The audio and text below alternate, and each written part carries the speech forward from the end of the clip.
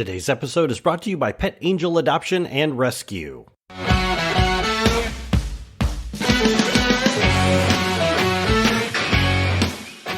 Hello, everyone, and welcome to the Call of Leadership podcast, the podcast for those looking to be better leaders for themselves, their families, and in their communities. I am your host, Cliff Duvenois. Join me as I interview business leaders, thought leaders in our communities to hear their stories and get their advice. Now, today's guest is someone very special to our Michigan community. She generously donated time from her busy schedule to talk to us, and I'm anxious to share her story with you. So with that being said, let's jump right in.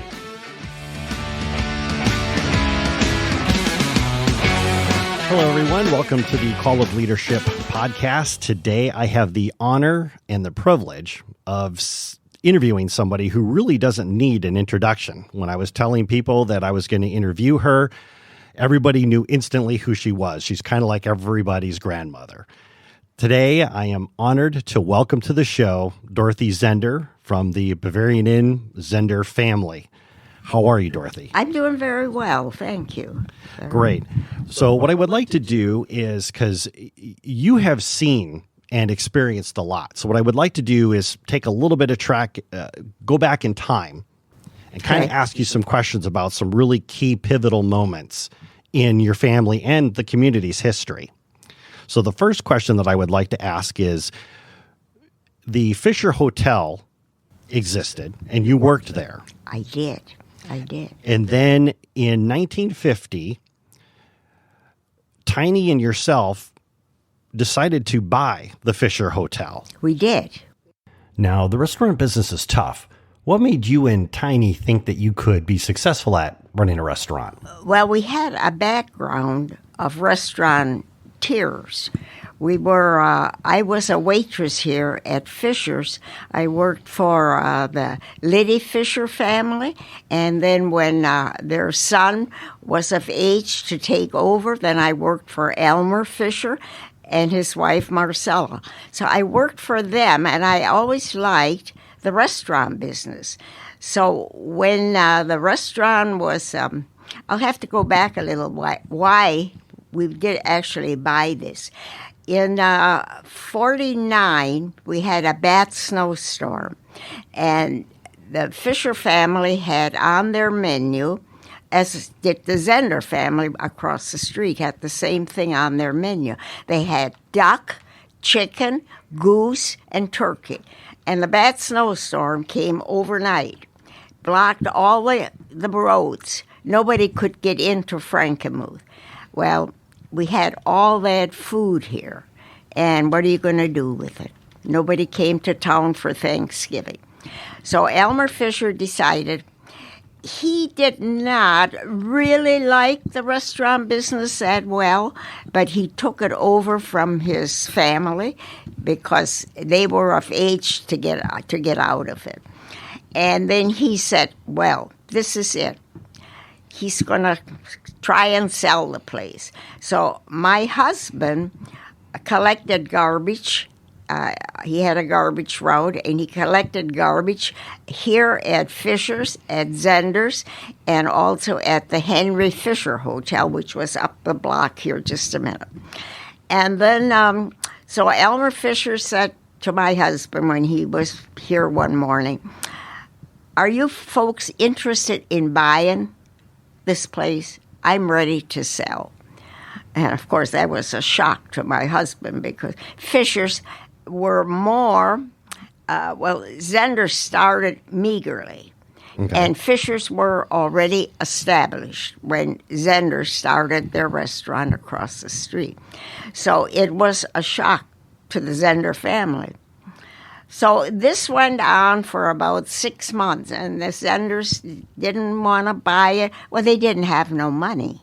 Okay. And Mr. Fisher wanted cash. He did not want a loan or anything to do with it. He said, when I'm out of it, I'm out of it. Right. I don't want no part of it. So this went on for about 6 months, kind of going back and forth. And the Zehnder family didn't think they could buy it because, like I said, there was no money. So then one day, Elmer Fisher again approached Tiny, and he said, you people, if you don't want to buy it, you have to tell me. I'm going to put it on the market. Well, then the Zehnder family got a little nervous about that because they were just starting, and if he would put this on the market, somebody would come in, buy it, and then ruin the chicken dinner business. So they started to kind of look around to get some money, and of course, the restaurant business is not. People don't like to loan you money because you can make it or you can break it. Right. So then, they couldn't get the money for this, and they couldn't get enough money, and he didn't want a down payment. He said, when I'm out of here, I'm out of here. So they all thought, well, if everybody would empty their piggy banks, maybe we can get enough money together. And there were 6 boys or 5 boys, I forgot. So let's see, 6 boys and 2 girls. And the father was still living. Right. The mother had passed away. And so everybody had to chip in so they could borrow then enough money to pay for it. And so first, when I said to my husband, let's buy it, and he said, buy it? We haven't got no money. How are we going to buy this place? Well, I loved the restaurant business. Sure. And he wanted to buy it, but he did not want to buy it. He was a farmer. He worked on the farm. Right. Mm-hmm. And he loved farming. I did not like farming. So I wanted to kind of go in the restaurant business again. Sure. And so it went on for about 6 months before they finally had enough money to borrow and then to sign the paperwork and do the transfer paperwork. it over to your family. Yes. Uh-huh. Excellent. So in 1950, then you finished buying the Fisher Hotel. We did. And you ran it for a number of years. We did. Now, the economy and everything's very cyclic, and I know that 1956 and 1957 were a little bit rough. They were. Yes. Tell us a little bit about what it was like to go through those tough times. Well, I felt kind of bad because I was instrumental in buying it. Okay. But I had no money. Okay. I mean, I think we were married a couple of years. No, we already had children. So I did feel bad. And at one time, we thought we'd have to close up Fisher's. We wouldn't close Zehnder's. That was the mother business. Mm-hmm. So my husband said, well, I guess I'll have to go back to farming.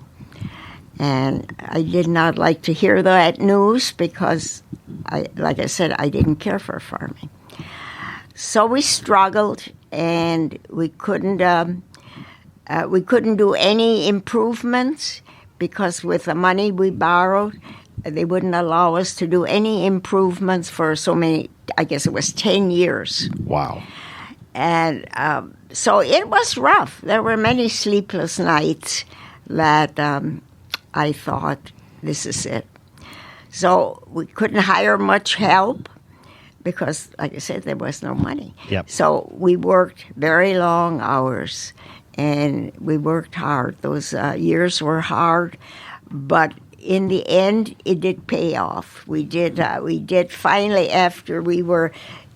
after that, those 2 years, and I still, when I think back, that we took the chance in 1958 to put on a new edition. Then we could borrow money, and to put on a new edition and call it Bavaria. And, if somebody would ask me today, would you do it again? I think I would say no. But you were young. I was 30, and my husband was 32, and we were kind of eager, and he took the chance. He took a chance. So with him taking the chance, I guess I was the helper, and we made it through those rough years. Because I know that risk is a big part of being an entrepreneur, because you are really betting on a better future. You are. So it just wasn't the fact that you guys, your family decided to expand the restaurant. You guys went with a Bavarian theme, which means you had to renovate the exterior and the interior. Yes. What was that conversation like? What was the precedent to say, you know what, let's just redo this whole thing in Bavaria style? His family, we were one corporation. Okay. When we bought it, we were one corporation. The family was not enthused about putting on this addition. And there were 5 brothers and 2 sisters. And he said, Tiny was one of the brothers, and he said, we'll work hard. We'll make it do. We'll make it go.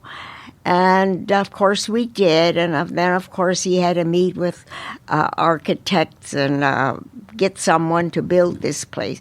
He read in one of the restaurant magazines, there was a German architect.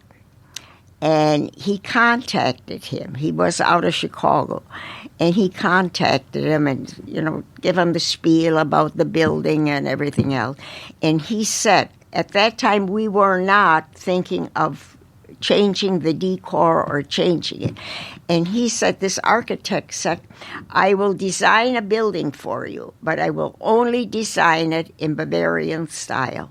Well, that was a shock, because we didn't know anything, about Bavaria. Sure, our forefathers came from Germany, but that was kind of the extent of it. So he contacted him, and the family went to Chicago to interview this architect. And, they thought, well, give it a chance. So we did. And that was then the beginning of this Bavarian night. And it was always so surprising. This architect never came to Frankenmuth, never to even check out what he did. And it was beautiful. It was a beautiful building. But he never came to see it. Wow, that's interesting. Yes. That always shocked us, that he never, when you do when I make a dinner and the dinner is good and it looks good, then I'm proud of that and I want people to enjoy it. And you would have thought that he really wanted to see this building. Sure. Never came. Interesting. And he died then after his death. We had just lost track of him. Oh, that's a real shame. So when you got the restaurant, you were dividing up responsibilities. Yes. And from what I read online, Tiny asked you if you wanted the back of the house or the front of the house. And you said the back. Well, the kitchen. It was. I did work the front of the house, and then on weekends, I would work weekends I worked the front of the house. Weekends I would work the back of the house, and then. He didn't like the idea that people would ask him questions about food and he didn't know how to make it or he didn't know what was in it. So finally he said, we have to make a different arrangement. What would you like? The front of the house? Would you like the bar? Would you like to take care of the waitresses? Would you like the dining room? Or would you like the office? Or would you like the back of the house? Well, it didn't take me long to make up my mind because all my life I liked cooking. And all my life I cooked. So I said, I will take the back of the house. And that settled it. So I was in charge of the back of the house and he was in charge of the front of the house. He did all the planning, and this building was his baby. He built this. He built this baby. Right. Yes. Who would you say is your greatest influence on your cooking or your love of cooking? My mother. Your mother? My mother. I looked her up. Is it pronounced Hedwig? Yes. Hedwig Hecht. Okay. In English, it was Hattie. And her sisters, they all called her Hattie. Okay. She was always Hattie. Okay. And to us, children, you say Mom. And she would always bring you into the kitchen. You were always cooking, helping out. I lived on a farm, and of course, I told you I didn't like farming, and Mother would help my father on the farm, and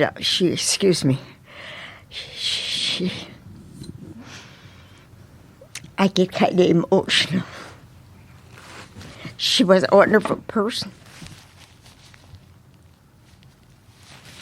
So Mother would help on the farm, and I had an older sister, and she would do the cooking, and I would help Mom on the farm. We would hoe, and we would have to milk cows and feed chickens and all this.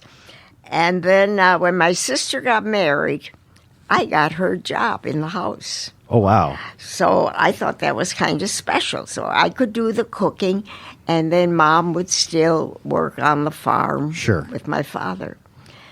And then I would also help on the farm, but I could come in when we were hoeing or something.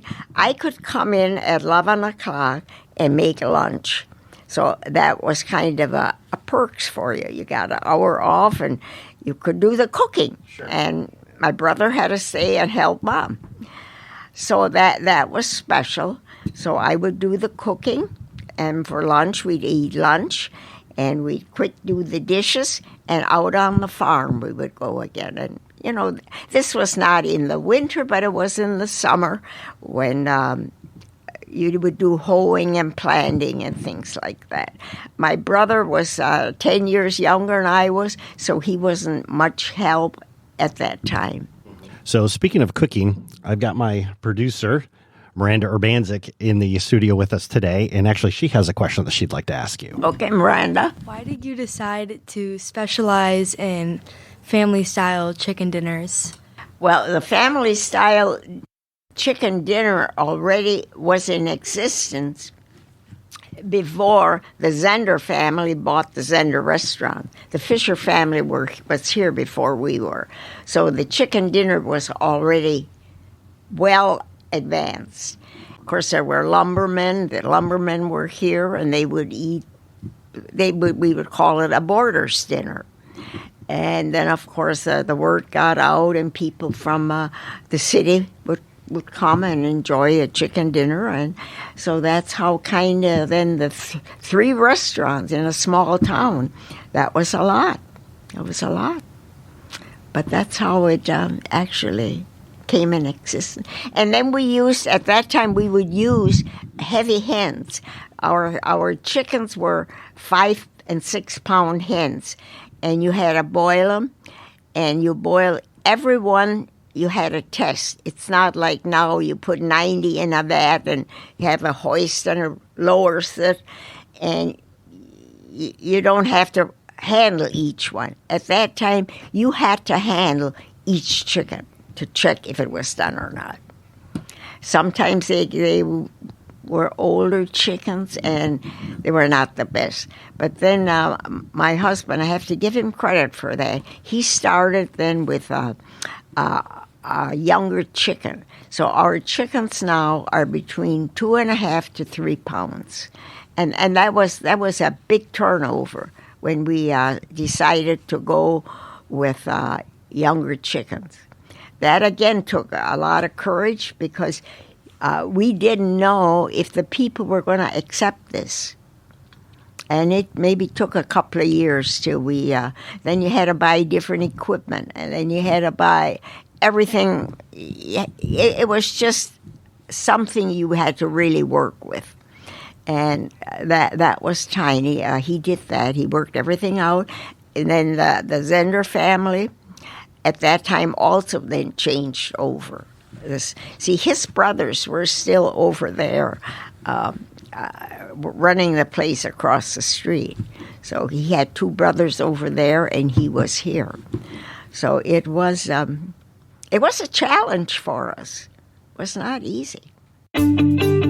Today's episode is brought to you by Pet Angel Adoption and Rescue. Cats bring all kinds of joy to your life. They make great companions while you read the newspaper or binge watch your favorite television show. If you're thinking about adopting one, then check out Pet Angel Adoption and Rescue. Based in Frankenmuth, Pet Angel Adoption and Rescue is a 501c3 nonprofit no-kill cat shelter. Over the last 16 years, they found loving homes for hundreds of homeless kitties. Each cat is fixed, vaccinated, and microchipped before going to their forever home.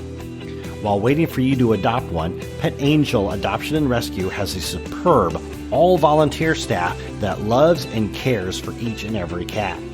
To learn how you can support or, even better, adopt one of these cute kitties, visit their website at petangeladoption.com. Once again, that's petangeladoption.com. Their link is in the show notes below. And now, back to the show. Kind of piggybacking on what you were talking before, the restaurant business is not easy. No, it's challenging. And when we first started here, there were 2 restaurants. No, there were 3 actually. It was Fisher's, Zehnder's, and Henry Fisher. Now there's close to 35, 40 restaurants here in town. They're short order restaurants, but it's competition. It's competition. A lot of competition. Oh, I bet. Now, since your family made that decision to go with the Bavaria style, I don't know what other word to describe it besides empire has grown. I mean, it has. You've got the leather shop and the cheese shop, and you've got the lodge across the river. Did you ever think, like going back to 1950 when you first bought the place, did you ever think that one day your family empire was going to be so big? Never. When you're young, we were in our 30s, and we were used to hard work. You don't think into the future that far. I will say, though, my husband always had a thinking into the future.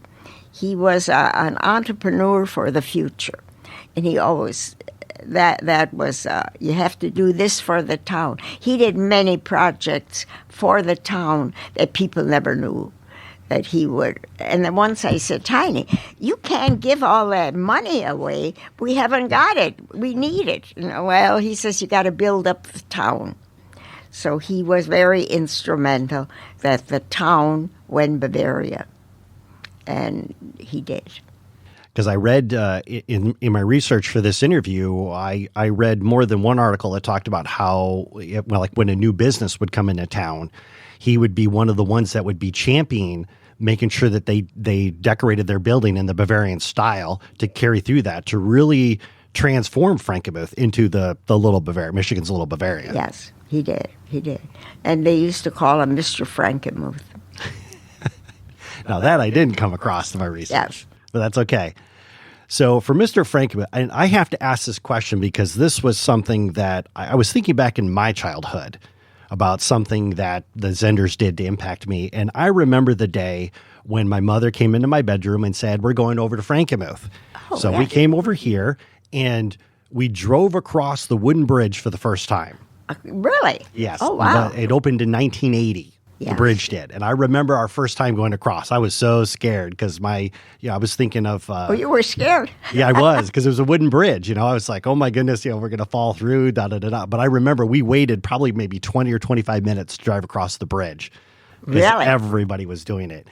The question that I have for you is I know the genesis of this idea came years before it actually opened, but when Tiny walked up to you and said, my brother and I are thinking about opening a wooden bridge and we want it handmade across the Cass River, what did you think of that idea?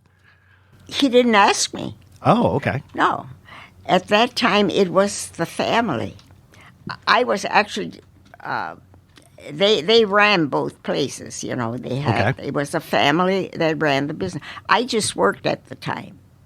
But he didn't ask me. He was, in fact, Eddie was the manager at Zehnder's, and Tiny did all the groundwork. And then, of course, being that we still were a company, he got involved then too. But no, he didn't ask me. There were many decisions he made. I came after, then I would find it out. But it didn't bother me. It really didn't bother me that I wasn't involved in all that, because it was a family. Right. It was after our children were, when did we separate? In 50? I don't even remember what year.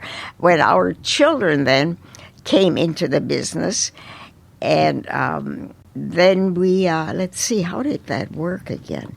We had to separate because we were going to build the lodge. Okay. And we couldn't get finances with something being that we were one corporation.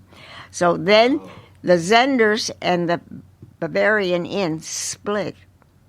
Eddie and his children then now the brothers were all getting older. They were not in the business anymore. It was now one brother here and one brother there. And then, of course, our children were about 10 years older than what Eddie's children were. So we were now starting to build our future with the children. And Judy went to Michigan State, and she took in as a class tourism. And then she wanted to build a hotel. And we had the banker here in town said, "You'll never make it. You cannot put a hotel in here. This town is too small." And he would not give us any money from the Frankenmuth Bank because he didn't think we would make it. Now, this was already the second generation that had no money. So you can tell we were struggling all our life to make things meet things. So then she built a hotel. She graduated from college, and then I don't think she was married. No, she wasn't. Then she started gathering things together to build this hotel, and got architects and things, and we built the hotel. And it did well. And the banker at that time was surprised. He was really surprised that we did so well. So one thing I've learned is you never tell an entrepreneur no, because somehow they find a way. Yeah. And somehow Judy found a way to make the lodge happen. So then she built the hotel. And then after that, we built many things. We had a nice place in Bridgeport, which is now the Love's gas station. I don't know if you've driven there. We had a gas station, and we sold chicken dinners there, and that did not go very well. You're talking about Freeway Fritz. Freeway Fritz, yes. Yes. It was good, but it was not. We had a close-up. And then it was idle for a number of years. And then we sold firecrackers in there. Yeah. Whatever works, right? We sold firecrackers when you Nice. think of it, Sure. From chicken dinners to firecrackers. But then we sold it to this Love's gas station, and they're doing wonderful. So that was not the best business we had, but we struggled through it, and then finally we closed it up. And then we built the river place. Right. And that was a struggle all those years to get that up and running. And so now it's the third generation that's running River Place. Speaking of which, you mentioned this before about bringing up your kids in the restaurant business, and they're working in the Bavarian Inn Yes. empire. Your grandkids as well. What's it like knowing that your family basically bought into your vision and are working here? They're making successful careers here. They're growing. What you've done, what's that like? Well, they worked here. They all worked here. And my husband always said, you have to pay these children as soon as they work for you. You've got to pay them. Because then they have that instinct to keep on going. Sure. And that we did. Bill was 9 months old when we bought this place. And, of course, I was a young mother. Judy was 5 years older than Bill, and she was in school. So when I didn't have a babysitter, or like they do, we didn't have these places you could take the children. I would bring them here. He would take a nap upstairs in the one bedroom, and every so often, every hour, either I would check on him or Bill or Tiny would check on him. He took his nap up here. Then when he was done with his nap again, I'd bring him down in the kitchen. I'd put him on a cart and bring toys from home, and he would sit on that cart for hours, just play with toys. At one time, I gave him a teapot with water. For a whole hour, he kept going like this. And, of course, they tease him about it now. He was the teapot kid. But I brought the children with me. I had to bring them with me. And now your grandkids are working here as well. Yeah. Yes. At one time, we had, there were 2, 4, 5. There were 5 grandchildren working here in the kitchen with me. And for some reason or other, when it was time for lunch, how they managed it, they would all have to have that lunch break together in my office. That's where they'd eat lunch. And they had a good time, and they loved it. It was, and now it's the great-grandchildren that are now coming to work. Recently, you celebrated working here 70 years. Most people, I know a lot of people that, when they turn 60 or 65, they are ready to retire. I'm out. I am done. But for you, it was kind of like, you're just like, all right. And you kept right on going. What is it that inspires you to keep coming into work? What drives you? Well, I think it's the people. It's the people, I miss people if I'm not around people. And I have many friends that would come to eat, and I really wanted to see them. I would work late hours if I knew John Doe was coming at 8 o'clock. I would stay till 8 o'clock till he was here. And that, I think, had some influence. And I like to cook. And for me to cook and stay an extra hour to cook this item, there was no problem. I liked it. Right. And I would get satisfaction out of it. And business was good. And you were happy that business was so good. You knew that it didn't come from nothing. You had to work hard, to get it where it is now. Sure. So it was a challenge, but it was a joyful challenge. I enjoyed it. And to this day, I don't have to work. I could stay home. But I like to come over here. I like to see that the food is good. I like to see they continue to check things out and that things are good. So I kind of enjoy that. And I guess it's part of living. No doubt. And you're very fortunate in the fact that you get to do something that you love. Exactly. Yes. And that I can do what I like. I can come and go whenever I like. If I don't want to come one day, I don't have to come. But yet, I enjoy it. Nice. And speaking of which, because I know you're still very active in the kitchen, and I have to ask this question. What is your secret to vitality? You're still very active. What is your secret? That's a hard question. What is my secret? I don't want this business to go back. I want this business to stay where it is, and I'm kind of fussy with food, that it looks good. Sure. And that we buy the best food. You could buy, I'll just use this as an example. Gordon Foods have a very good establishment. They're high priced. Their prices are higher than any other broker, but they got quality. I would then buy it from Gordon's because I know it's going to be good. Right. And if you got a good product to start with, you can only make it better. The question that I got that I want to wrap up with is we before we talked about your your mother's influence on your cooking.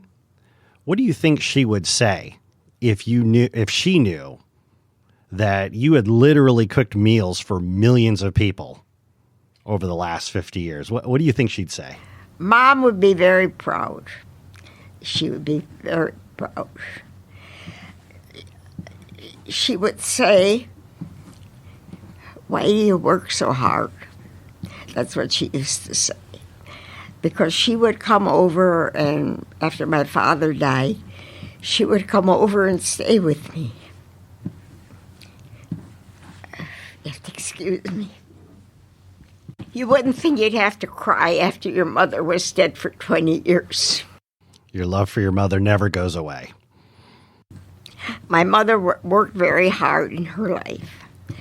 So for her to see me work hard, she always said, "Why do you work so hard?" Because Mother would work hard, but she would have her evenings free.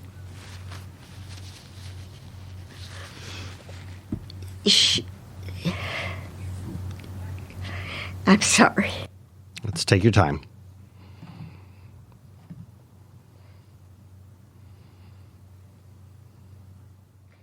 I also had a sister that worked here. She was the most wonderful baker. So with having my sister here for all those years, she only worked about 2 days a week or 3 days a week. It was, for me, to have. I'm so sorry. It's okay. Now, Mom would say, "Why are you crying?" Sounds like she'd be very proud. She would be. She would be. Wonderful. With that, I'm going to go ahead and wrap up this interview. Dorothy, I can't tell you what a treat, what a pleasure this has been, just taking a little bit of your time because I know you're extremely busy. So thank you for speaking with us today. I really do appreciate it. It's no problem. Hey there, if you want to get these episodes delivered straight to your inbox, then visit us at callofleadership.com and subscribe to our email newsletter. Today's episode was produced by Miranda Urbanzik, and I will catch you in the next episode.